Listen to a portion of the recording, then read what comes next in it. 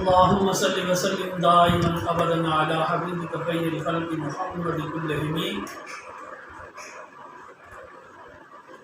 کل کی نشست میں ہم نے یہ بیان کیا تھا کہ قربانی قرآن مجید سے بھی ثابت ہے اور حدیث رسول صلی اللہ علیہ وسلم سے بھی ثابت ہے، اور قربانی میں کون کون سے جانور ذبح کیے جا سکتے ہیں، کیونکہ مخصوص جانور ہیں جو قربانی میں ذبح کیے جا سکتے ہیں، ہر جانور کو قربانی میں ذبح نہیں کیا جا سکتا۔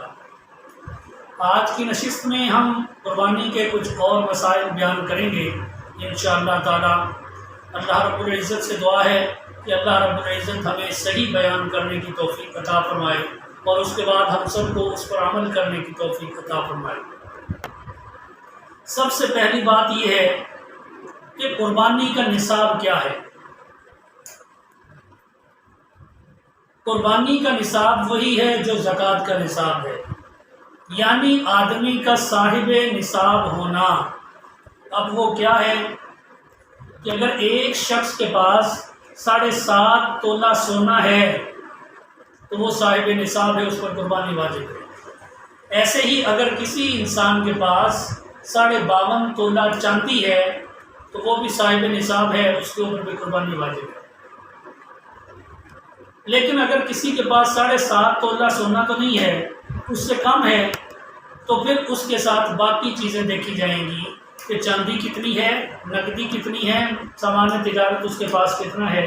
ان سب چیزوں کو جمع کر کے اگر وہ سونے کے ساتھ ملا کر 7.5 تولے کی قیمت کو پہنچ جاتا ہے تو صاحب نصاب ہے، اس کے اوپر قربانی ہو جائے گی۔ اس کے بعد کہ جو جانور ہم نے قربانی میں ذبح کرنی ہیں ان کی عمر کتنی ہونی چاہیے۔ تو اگر بھیڑ اور بکری ہے تو وہ 1 سال کی ہونی چاہیے۔ ایسے ہی گائے اور بھینس ہے تو ان کی عمر 2 سال کی ہونی چاہیے۔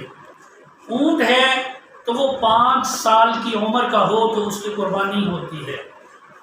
البتہ وہ بھیڑ اور دمبا جو دیکھنے میں 1 سال کا لگتا ہو، یعنی اسے اگر ریوڑ میں چھوڑ دیا جائے تو پتہ نہ چلے کہ یہ 1 سال سے چھوٹا ہے بلکہ وہ بھی سال جتنا ہی لگے، تو اس کی قربانی بھی جائز ہے۔ قربانی کا وقت کیا ہے؟ قربانی کا وقت عید کی نماز کے بعد ہے۔ حضرت براء بن عازب رضی اللہ تعالی عنہ سے روایت ہے کہ میں نے نبی کریم صلی اللہ علیہ وسلم سے سنا، آپ خطبہ ارشاد فرما رہے تھے کہ ہمارے اس عید کے دن سب سے پہلا کام یہ ہے کہ ہم نماز پڑھیں، پھر واپس آ کر قربانی کریں۔ جس نے ہمارے اس طریقے پر عمل کیا، یعنی عید کے بعد قربانی کی، اس نے ہمارے طریقے کے مطابق درست کام کیا، اور جس نے نماز سے پہلے قربانی کی وہ ایک گوشت ہے جو اس نے اپنے گھر والوں کے لیے تیار کیا ہے، اس کا قربانی سے کوئی تعلق نہیں۔ قربانی کے دن کون سے ہیں؟ قربانی کے 3 دن ہیں۔ حضور صلی اللہ علیہ وسلم سے بھی النحر 3 ایام، حضرت علی رضی اللہ تعالی عنہ سے منقول ہے۔ قربانی کے 3 دن ہیں، 10، 11، 12 ذوالحجہ، اور 10 ذوالحجہ سب سے افضل ترین دن ہے۔ ایسے ہی حضرت عبداللہ ابن عباس رضی اللہ تعالی عنہما فرماتے ہیں کہ قربانی کے دن 10 ذوالحجہ اور اس کے بعد والے 2 دن ہیں، یعنی 11 اور 12، اور 10 ذوالحجہ افضل دن ہے۔ قربانی کس کے اوپر واجب ہو جاتی ہے، اس کے لیے 4 باتیں ذہن میں رکھیں۔ نمبر 1، وہ مسلمان ہو، غیر مسلم کے اوپر قربانی واجب نہیں ہے۔ نمبر 2، وہ آزاد ہو، غلام کے اوپر قربانی نہیں ہے۔ کیوں کہ غلام کی ملکیت میں کچھ بھی نہیں ہوتا، جب اس کی ملکیت میں کچھ نہیں ہے تو قربانی بھی اس کے اوپر ضروری نہیں ہے۔ ایسے ہی آدمی صاحب نصاب ہو، یعنی مالدار ہو۔ جو آدمی صاحب نصاب نہیں ہوگا اس کے اوپر بھی قربانی واجب نہیں ہوگی۔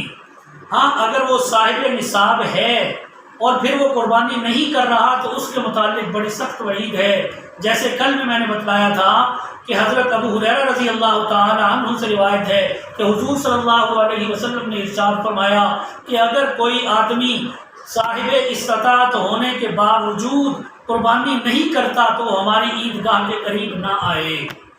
چوتھی شرط کہ وہ مقیم ہو، مسافر کے اوپر قربانی نہیں ہے۔ حضرت علی رضی اللہ تعالی عنہ کا فرمان ہے لیس علی المسافر اضحیہ، کہ مسافر کے اوپر قربانی نہیں ہے۔ ایسے ہی قربانی کا جانور ذبح کون کرے؟ تو ذبح کرنے کے لیے مسلمان ہونا ضروری ہے، یا پھر وہ صحیح اہل کتاب ہو، جو آج کل کے دور میں ملنا بڑا مفقود ہے۔ حضور صلی اللہ علیہ وسلم کی طرف سے قربانی کرنا یہ بھی جائز ہے۔ حضرت علی رضی اللہ تعالی عنہ کے پاس ایک دمبا لایا گیا، آپ نے وہ دمبا ذبح کرتے ہوئے فرمایا بسم اللہ اللہم منک ولک ومن محمد لک، شروع اللہ کے نام سے، اے اللہ یہ تیری طرف سے دیا ہوا مال ہے، تیرے ہی لیے ہے اور محمد صلی اللہ علیہ وسلم کی طرف سے ہے۔ پھر آپ کے حکم کے مطابق اسے صدقہ کر دیا گیا۔ پھر دوسرا لایا گیا، آپ نے وہ ذبح کرتے ہوئے فرمایا بسم اللہ اللہم منک ولک ومن علی لک، شروع اللہ کے نام سے، اے اللہ یہ تیرا دیا ہوا مال ہے، تیرے ہی لیے ہے اور یہ علی کی طرف سے ہے۔ تو حضور علیہ السلام کی طرف سے قربانی کرنا بھی جائز ہے، جیسا کہ آج امت محمدیہ صلی اللہ علیہ وسلم الحمدللہ حضور علیہ السلام کی طرف سے بہت سے لوگ قربانی کرتے ہیں۔ پھر گائے اور بھینس، یہ جو جانور ہیں قربانی کے جو جانور یعنی ہیں، ان میں عمر کا اعتبار ہوگا، دو دانتے کا اعتبار نہیں ہوگا۔ عمومی طور پہ ہم دیکھتے ہیں کہ دو دانتا ہو، اور آپ حضرات منڈیوں میں جاتے رہتے ہیں، بیپاری کیا کچھ نہیں کرتے، وہ دو دانتا کیسے بناتی ہیں آپ بھی جانتے ہیں۔ تو عمر کا حساب ہوگا کہ اس کی عمر پوری ہونی چاہیے، اور عمر بھی قمری مہینے کے حساب سے یعنی اسلامی مہینوں کے حساب سے پوری ہونی چاہیے۔ اگر اس کی عمر پوری ہے تو وہ جانور قربانی کے لیے جائز ہے۔ ایسے ہی اگر جانور چلتا ہے، چلتے وقت وہ اپنا پاؤں بالکل زمین کے اوپر نہیں رکھتا، اس کا لنگڑا پن واضح ہو رہا ہے، اس کی قربانی جائز نہیں ہے۔ اور اگر وہ اس پاؤں سے سہارا لے کر چل رہا ہے تو اس کی قربانی جائز ہے۔ ایسے ہی تھن کا حساب ہے، دیکھا جائے گا کہ وہ جانور 2 تھن والا ہے یا 4 تھن والا ہے۔ اگر تو 2 تھن والا ہے، ایک میں دودھ آ رہا ہے اور ایک میں نہیں آ رہا، تو اس کی قربانی جائز نہیں ہوگی۔ اگر 4 تھن والا جانور ہے اور ایک میں دودھ نہیں آ رہا، 3 میں دودھ آ رہا ہے، تو اس کی قربانی جائز ہو جائے گی۔ اور اگر 2 میں آ رہا ہے، 2 میں نہیں آ رہا، تو اس کی قربانی نہیں ہوگی۔ ایسے ہی اگر جانور کے اکثر دانت ٹوٹ گئے، وہ اس طرح کہ وہ ان سے چارہ بھی نہیں کھا سکتا، تو اس کی قربانی جائز نہیں ہے۔ ایسے ہی اگر کسی جانور کے سینگ پیدائشی طور پر نہ ہوں یا ہوں لیکن چھوٹے ہوں، تو اس کی قربانی درست ہے۔ اور اگر جانور کے سینگ ہوں لیکن ٹوٹ گئے ہوں، تو پھر دیکھا جائے گا کہ وہ جو سینگ ٹوٹے ہیں وہ اوپر سے ان کا کھول اترا ہے یا اوپر سے ویسے ٹوٹے ہیں۔ اگر تو اس طرح ہے کہ وہ اوپر سے ٹوٹ گئے، ان کی جڑ کو نقصان نہیں پہنچا، تو اس جانور کی قربانی ہو جائے گی۔ اور اگر وہ سینگ جڑ سے ٹوٹ گئے ہیں، جڑ سے اکھڑ گئے ہیں، نکل گئے ہیں، تو اس جانور کی قربانی نہیں ہوگی۔ ایسے ہی وہ جانور کے جس کی دم 1/3 حصہ سے کم کٹی ہوئی ہو، تو وہ جانور قربانی کے لیے جائز ہے۔ اگر 1/3 حصہ سے زیادہ کٹی ہوئی ہو تو وہ قربانی کے لیے جائز نہیں ہے۔ اب یہ یاد رکھنا کہ دم کے بھی 2 حصے ہوتے ہیں، ایک حصہ گوشت کا ہوتا ہے، ایک حصہ بالوں کا ہوتا ہے۔ عمومی طور پر ہمارے لوگ کیا کرتے ہیں کہ وہ پوری دم میں شمار کر لیتے ہیں، نہیں، جو حصہ گوشت کا ہے وہ دم ہے، جو حصہ نیچے بالوں کا ہے وہ دم میں شمار نہیں ہوتا۔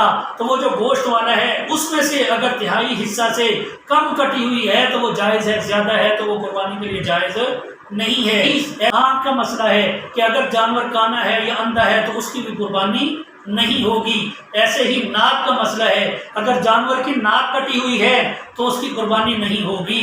ہاں، اگر ناک میں نتھیل ڈالنے کے لیے سوراخ کیا گیا ہے تو اس جانور کی قربانی ہو جائے گی۔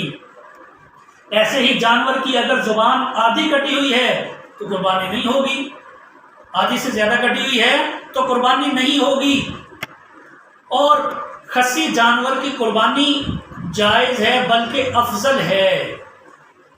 بہت زیادہ کمزور جانور کے جس کی ہڈیاں نکل آئی ہیں اور ان میں گوتا بھی نہیں بچا تو اس جانور کی قربانی جائز نہیں ہے۔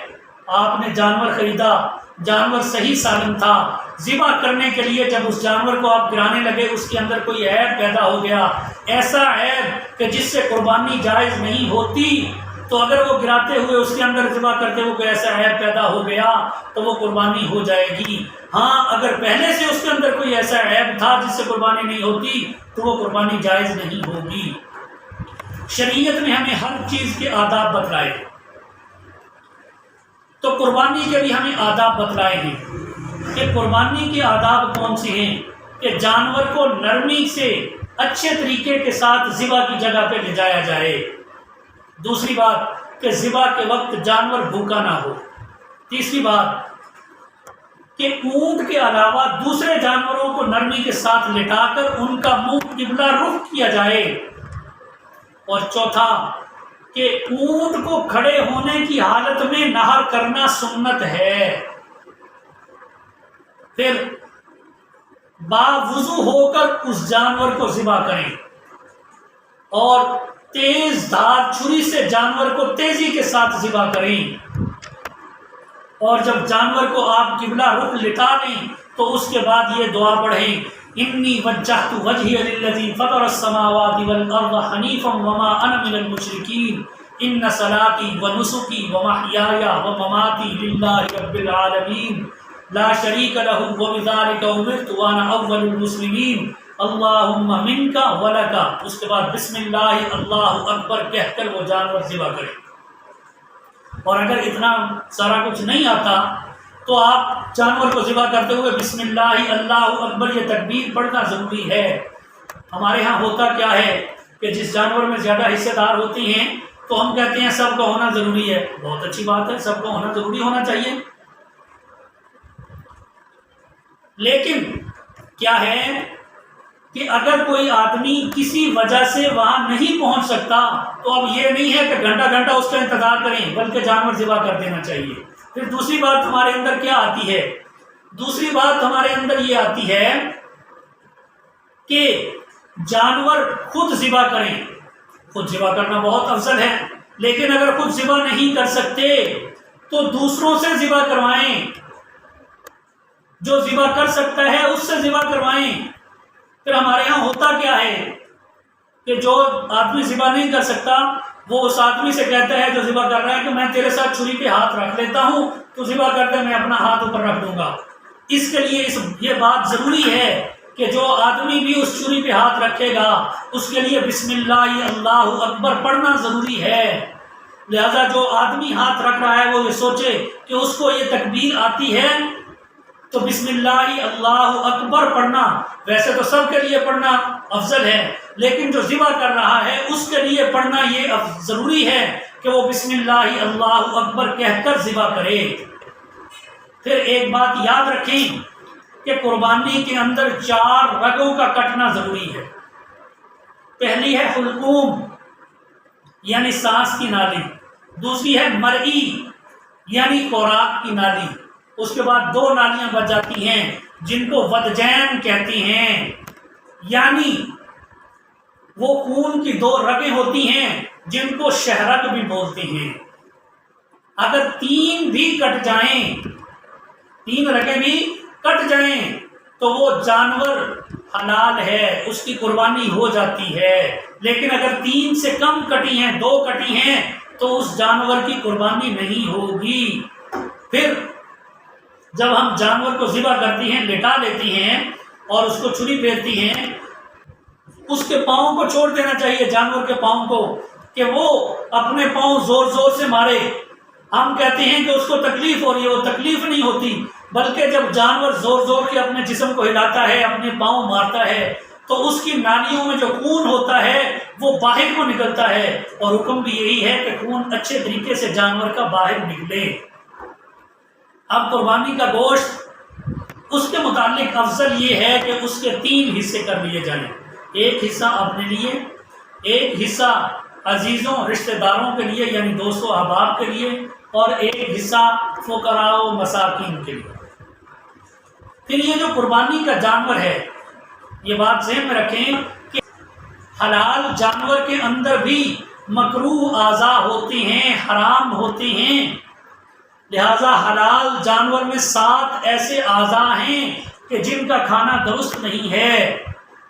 بہتا ہوا خون نمبر 1، دوسرا ہے مادہ جانور کی شرمگاہ، تیسرا خصیتین جن کو ہم کپورے بھی کہتے ہیں، یہ بھی کھانا حلال نہیں ہے، ایسے ہی چوتھا غدود، اور 5واں نر جانور کی پیشاب گاہ، چھٹا مسانہ، اور 7واں پتا۔